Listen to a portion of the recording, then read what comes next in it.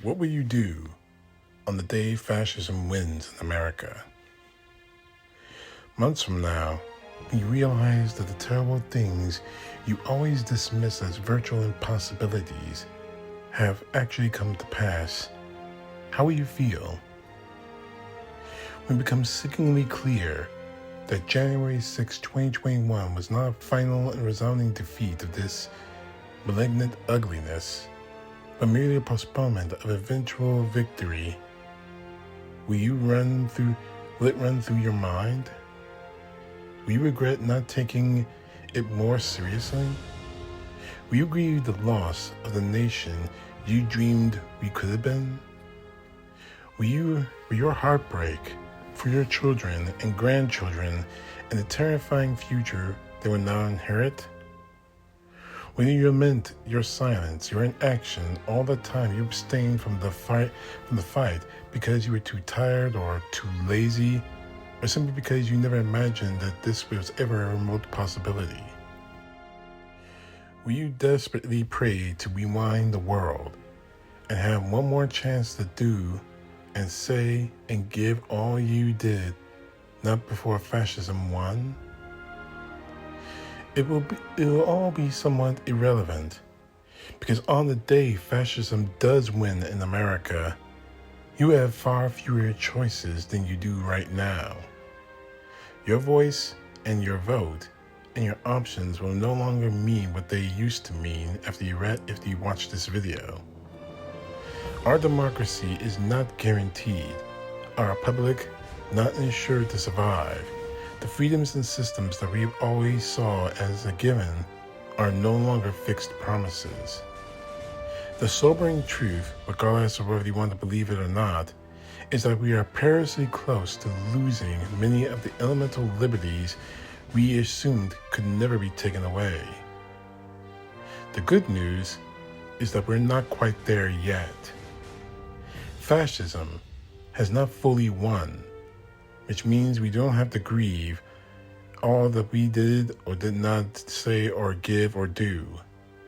If we do and say and give right now, and if we use today wisely, we still have this sacred and urgent present to engage in this fight to survive where we can and do leave no work undone, and call upon our better angels to show up and spend themselves on behalf of the America we wish to see in the future we dream of leaving for those who will follow behind us.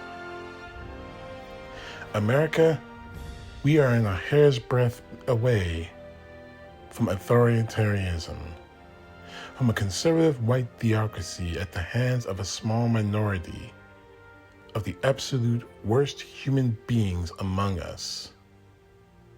We are on the precipice of forced submission at the hands of people who fully despise diversity, equality, empathy, and this is not hyperbole or the sky is falling hysterics. It is the sober and clear evolution of what will be if the kind of decent human beings in this nation choose to stay silent or procrastinate away our activism, or assume that justice will prevail simply because we cannot imagine it failing. History has shown us the cost and the consequence of good people underestimating hateful people's capacity for inhumanity. What we have seen over the past 5 years, and especially on January 6, 2021, should be all the evidence we need that we can't dismiss the viciousness or rationalize away why it cannot win, or turn away in antithesis on ourselves with social media and streaming binges and pray for the storm that spare us, even though we're in its path. On the day fascism wins in this country, I hope you will speak and work, and as much as I hate to say it, fight like hell to bend the moral arc of the universe towards justice. We will need the good people here more than ever. But since fascism hasn't won yet, I hope you will marshal all your energy and the totality of your resources and every bit of passion you have for this nation, this planet, for the people you love, and for those you will never know but deeply care about.